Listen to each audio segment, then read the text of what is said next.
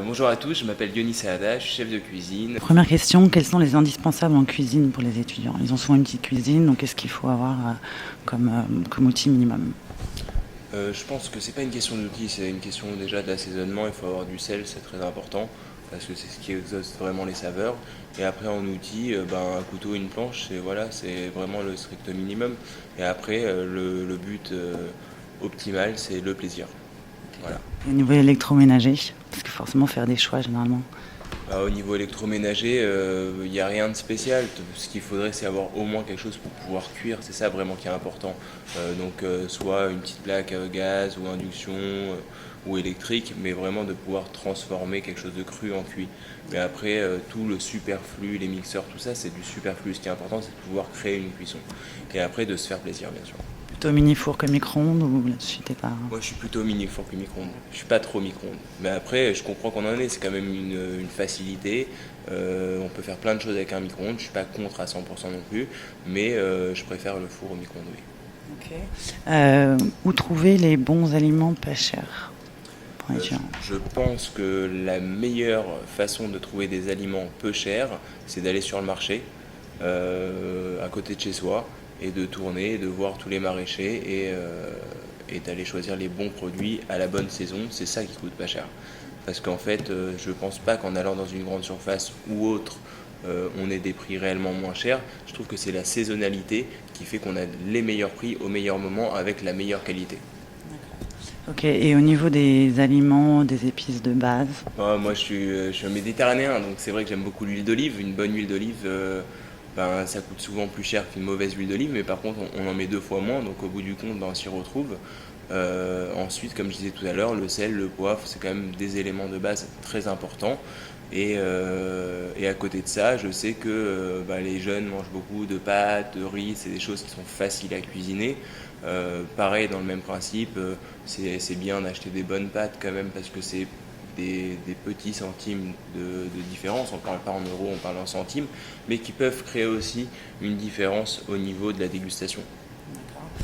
Si on prend un exemple de pâtes, tout à l'heure tu disais par exemple les pommes de terre, c'est bien parce que c'est à la fois très classique, mais il y a plein de façons de les cuisiner.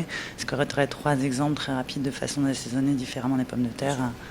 Les pommes de terre, c'est vrai que c'est un produit qui est très accessible pour les étudiants, de par son prix et de par sa manière de le cuisiner. Donc, trois exemples très simples. Au niveau de la manière de les transformer, on peut les faire en frites, on peut les faire au four, donc juste enveloppés dans du papier aluminium ou même juste posés sur une plaque au four, on les laisse cuire, c'est merveilleux, ça prend un petit coup de noisette avec un petit peu de crème fraîche au milieu ou un petit peu d'herbe ou juste un petit peu de sel, de poivre et d'huile d'olive, c'est superbe. Et après, tout simplement au purée, quoi. Voilà, je pense que c'est les trois manières les plus simples et les plus importantes pour se faire plaisir tranquille, quoi.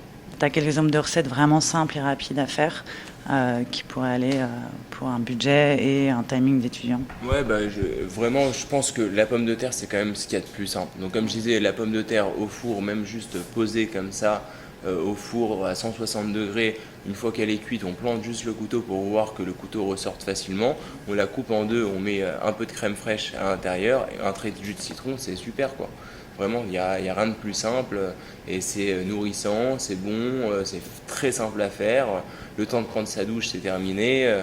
Voilà, après, pareil, au moment de la tomate coûte beaucoup moins cher. Couper une tomate en quatre, mettre un petit morceau de mozzarella dessus, une huile d'olive, c'est terminé, on n'en parle plus. On parlait aujourd'hui des endives, couper une endive en quatre, un petit peu de vinaigre, un petit peu d'huile d'olive, c'est fini, on s'est fait une super salade, c'est super bon. C'est facile à manger, même en munchies comme ça, quoi. Moi, je fais ce que je faisais quand j'étais jeune, je me coupais une endive en 4 ou en 5, je la posais à cru comme ça, la petite vinaigrette à côté, et je trempais les endives à l'intérieur de la vinaigrette, et je les mangeais comme si c'était des frites. Voilà, c'est cool, quoi. C'est fat. Et je ne sais pas si ça existe ou si tu sais, mais est-ce qu'il y a des aliments ou des repas plus zen en période d'examen ou... Zen, je pense que pour être plus zen, déjà, faut pas se prendre la tête. C'est toujours la même chose en fait dans la vie, qu'on cuisine, qu'on fasse autre chose. C'est juste de pas se prendre la tête et de se faire plaisir. Je crois que c'est le seul secret de la cuisine de toutes les façons. C'est un moment de partage. On fait ça entre potes ou avec des copines. C'est vraiment ce qui est cool et c'est ce qui donne envie de se faire plaisir. Nous, on en a fait notre passion, donc c'est sûr que c'est différent. Mais c'est vrai qu'à partir du moment où on crée un partage déjà dans la cuisine, faut savoir que de nos jours, la cuisine est devenue un lieu de vie. C'est plus juste un endroit où on a envie de créer pour manger parce qu'on a besoin de manger. C'est devenu un endroit où on boit son coup, où on mange un bout.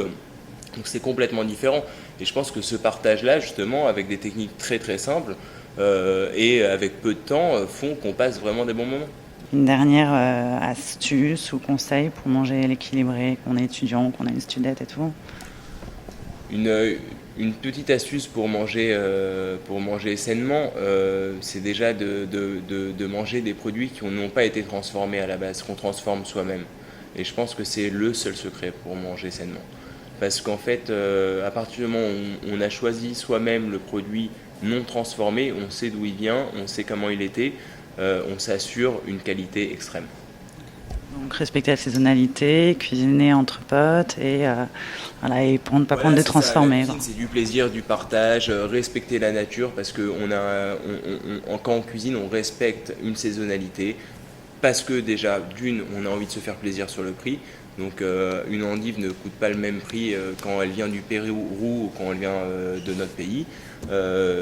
Donc je pense qu'à partir du moment où on respecte le climat et l'époque dans laquelle on vit, on a un timing qui se crée et on mange d'un coup, en plus on prend plus de plaisir. Manger des fraises 1 ou 2 fois par an, enfin 1 ou 2 mois par an, tout de suite ça crée une excitation en fait, parce qu'on se dit ouais, les fraises et les fruits rouges ils arrivent, là nous on rentre sur les mirabelles, on sait que les mirabelles c'est très court, les mirabelles pareil ça coûte pas très cher, mais c'est sûr que si on achète des mirabelles au mois de janvier, je sais même pas si ça existe, mais d'un coup c'est beaucoup plus cher. Si on fait venir ces pommes de terre du Pérou, elles sont plus chères que si elles viennent de la Manche. Donc je pense que c'est important pour nos perspectives d'avenir dans notre pays. Vraiment, c'est très important parce qu'on doit faire travailler nos maraîchers, nos agriculteurs. C'est une manière de respecter notre pays et de s'assurer notre avenir à tous.